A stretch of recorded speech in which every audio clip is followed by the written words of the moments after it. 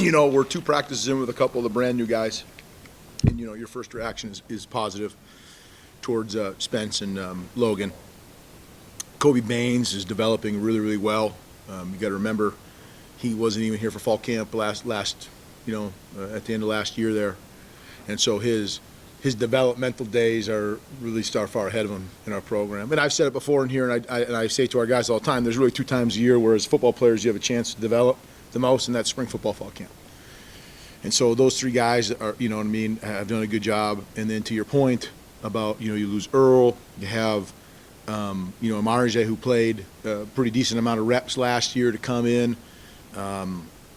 You have Pooney, who was a fantastic addition last fall, who's kind of been able to be a swing guy. You have Michael Ford, who's kind of been able to be a swing guy for us and play a couple of different positions. And then the addition, the younger guys of Livingston and Baker and their growth, and then, Calvin being local, first impression of him has been fantastic as well. I don't know if I'm missing anybody. I hate naming names because I feel like I always miss somebody. But to your point and your question, it's as good of depth that we've had since we've been here for sure, which is what we wanted to do, and I know Coach has said this, and you've heard this from other coaches, it's been a point of emphasis in recruiting and what we're trying to do. Absolutely not. So I tell our guys every day the assumption that they can make is that their role in the program is the same. If you were a starter on our football team last year, I think there's any position any side of the ball, and we've said this since we've been here, competition is critical in this program, and it's critical in any program that wants to win games consistently. And so the biggest mistake any of our football players could be, from Jalen Daniels to Lawrence Arnold to Mike Nowitzki, is an assumption that my role is the same, right? And I have said before, and I say to our guys, I'm as adamant and passionate as I've ever been about making our best players better as a coach, right? And for us to continue to move the needle forward, that has to happen. And we will make very, very, very much a priority that complacency doesn't slip into this program.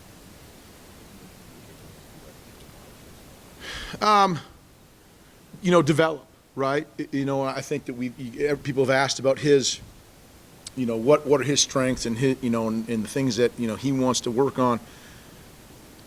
We want to always grow in the conceptual understanding of what we're doing and the why. I think when you get as many reps as he has had now through the last couple of years, and this is true of several other guys that we're going to talk about, he has a chance to do some more self-reflection on things that he's doing well, things that he needs to improve on. And so now that when you have reps, you can start to coach yourself on things that you want to improve on.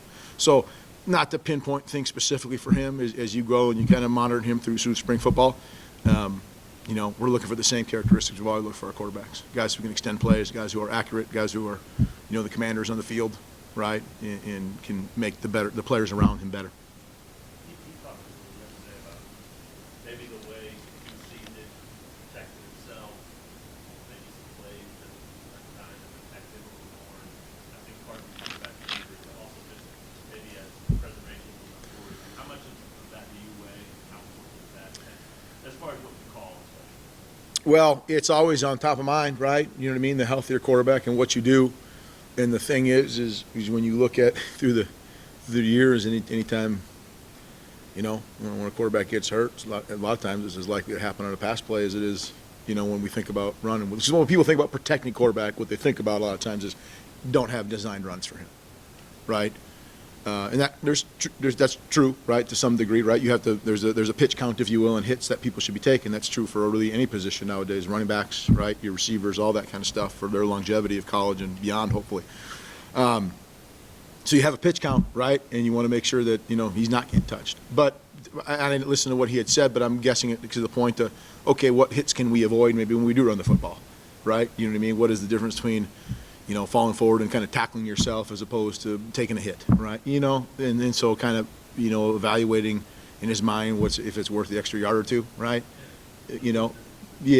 But, I and he won't say this, but he's not going to, he'll do what's best for the football team, you know what I mean? Heck, you watch him play in the Kansas State game and you see him put himself in the line to make sure he crossed the goal line, right? That was just something that popped in my mind that was really recent, at least in playing time. So, he just needs to continue developing, right? Going through spring football, fall camp. Did you change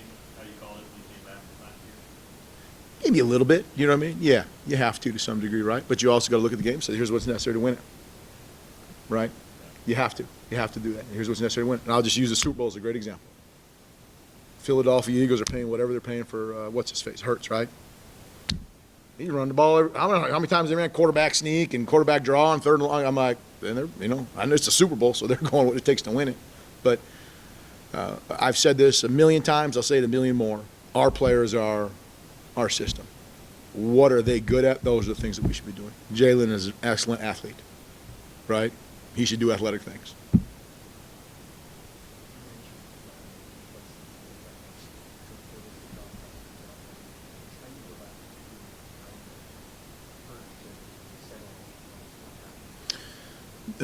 First of all, is being very intentional about communicating to people what complacency is, right? Being very intentional about the things that you are doing in your program, right? And then really, really focusing on the small things, right? The little minute details. Because those are the things that are easy to let slide, especially with your best players. Because a lot of, like all of our guys, like, and you guys know this when you interact with them, like, we got some really good dudes. I mean, that's like good people that you'd want to hang out with and have a beer. You know what I'm saying? Right? When they're, you know what I mean, old enough. You know what I'm saying? Right? Okay? Right? They are. They're good people. Like I genuinely enjoy having conversations with our players. Right? It's real easy to maybe not get on them about some of the small things. Right? And that was a promise I made to them. I said, we're going to be on you about the small things even more than the first day we got here. Because that's how we're going to make sure complacency doesn't seep into our program. And we're going to talk about it. And they're very accepting of that. And they want that. He's doing great. He's really happy. You know, this is his first spring football. Wait a minute. Was he here last spring? No, he wasn't. See, all starts to blur together. Not even a calendar year ago, right?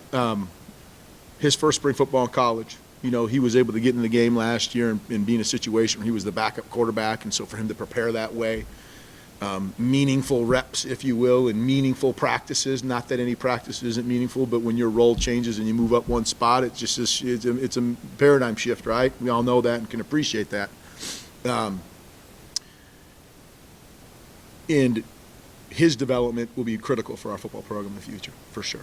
So as excited as we are that you got Jalen and Jason, right, and you have Ethan, you know, that's, you know, good quarterback play is really critical, obviously, to any program success, and he's got a future, right? Some of the same things we had talked a little bit before about conceptual understanding, good decisions, right? You know, right? And again, unfortunately, what happens, and we all have experiences in our lives as people, you usually need to mess things up first, right? We all have to touch the stove, right? You know what I mean? You can't just, someone can't just tell you it's hot. You got to touch it, and you learn that lesson at some point. And he needs to keep getting reps to really identify what he's capable of and what his limitations are. And I've said that before. I think it's really critical as coaches is that we get a lot of reps so we can figure out what people are capable of doing and what their limitations are. How important is he to we had to change all the You know, probably not, right? You know, we're blessed that we're going to go in the next fall that we're going to have 2 quarterbacks that have started Big 12 football games and have won Big 12 football games. And I think if you look at the history of football, having 2 good quarterbacks is really a big deal for football nowadays. It's always has been, right? But as the modern I use the word modern quarterback because, you know what I mean, this athleticism component that wasn't as prevalent in 1990, right? It is now, and everyone recognizes the value of it, including us. You know, if heaven forbid something happens, you want to make sure that you have somebody that's competent enough to go in there and continue to allow you to do what you're doing as an offense. And so his development allows us that, the more depth that we can have that position. And you know that we're very multiple, and we'll get crazy. We'll put them all out there at the same time, right? I mean, let's do it, okay? Because our system is our players, and what they're capable of doing, we're going to put them out there. Not yet. First snap, next fall.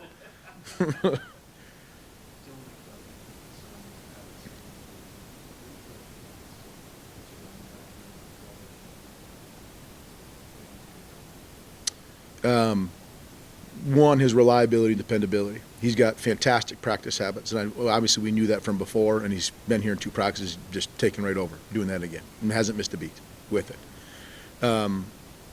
He's got a running style that is very complimentary. It's physical, right? Okay, and it's downhill. He's powerful like a running back should be, So he will add some much needed depth to a very important position in any offense. But we expect him to be very reliable and dependable with his ability to prepare and perform on the field. You know what I mean? From a standpoint of knowing what to do and health-wise. It's really impressive to him. And I gave him a shout out the other day in our unit meeting for his first practice because he's repping a lot, and as you know, we're very multiple, and if you're not serious about football, it can be overwhelming to what we do before a ball is snapped on offense, from playing fast to motions and personnel, and he, without skipping a beat, jumped in and is taking a bunch of reps and not messing them up. Yeah.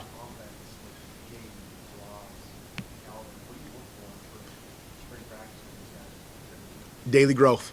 I just grabbed some of them afterwards. I said the goal is that you just don't make the same mistake the next practice that you made in the first one, because like we said, you're going to touch the stove, you're going to make a mistake, you're going to run the wrong route, you're going to go the wrong direction, whatever it might be.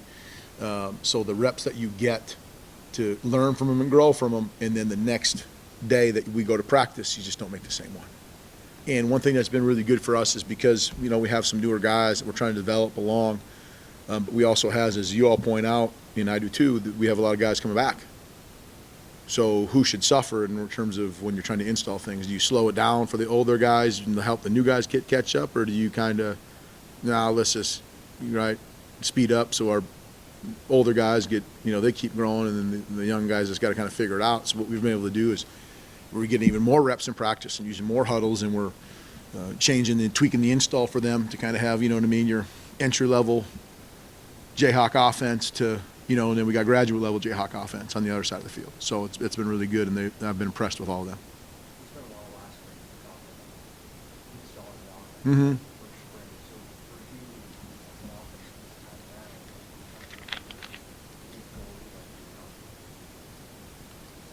We have about 8 spring objectives, and then I won't rattle them all off because you could assume what a lot of them are. But we have to continue, and I said this a little bit earlier. Our best players have to get better, right? Now, I'm not saying that we don't, maybe the guys who didn't play as much last year, right, in terms of their development, that's not going to get stymied. But we need to make sure that every football player in our program just continues to get better at what they're doing. And one of the things that we did as guys came back from break, because we sat down and had a meeting with them and said, what's the next step for you? Okay, and the next step for the person like Mason Fairchild is different than the next step for a person like Trevor Cardell. I'll just use the tight ends as an example because that's the group I work with. Mason Fairchild's next step is to be a 2-time all-conference player, right? And hopefully play football beyond college in the NFL. And so we go, what does that look like for you? What do you need to do on film? What do you need to do physically, mentally, emotionally to make that happen? Trevor Cardell's next step is to be able to get in the field consistently and play from 15 to 70 snaps a game, right? What does it look like for that to happen for him? Right, and so we try to lay that out for the players, and so that they understand what to do. Because again, you're different than him, and although you might all have the goals of wanting to play, right, and play beyond college, you're at different points of where that's at, and so we try to map it out for them a little bit, make sure they understand how we view it as coaches, and maybe Sleeve talked about this, but we have the guys identify their outcome goals as an individual, and then we go through their process goals, which is we're very much a process-oriented program. To make sure that they know exactly what they need to do on a weekly basis to kind of reach those goals, right? Again, it might be for somebody, they want to play more. They want to go from playing 5 snaps a game to 40. Okay, what does that look like? What do they need to consistently show on film, right? And what kind of actions are they going to take in the offseason to make that occur? So does that answer that question?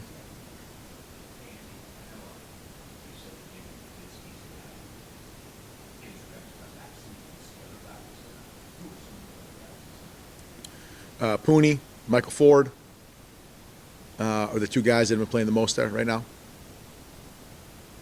They've been doing a great job. It's been awesome. And I told Dirk, hope you're listening, Mike, better watch out. He got a lot of snaps under his belt, and I use him all the time as an example. He sits over there. That's why I look over there. Because Mike's, I mean, he's played a lot of college football, you know what I mean? Like, he's going into super senior year, right? Is that right? I think he started since he was a freshman. That's a lot of football. By the end of it, he might lead the world in NCAA college reps. And he's in a totally different spot than somebody who's just showed up, right? So when I talk about how we do things and what we do. So those two guys have done a great job snapping.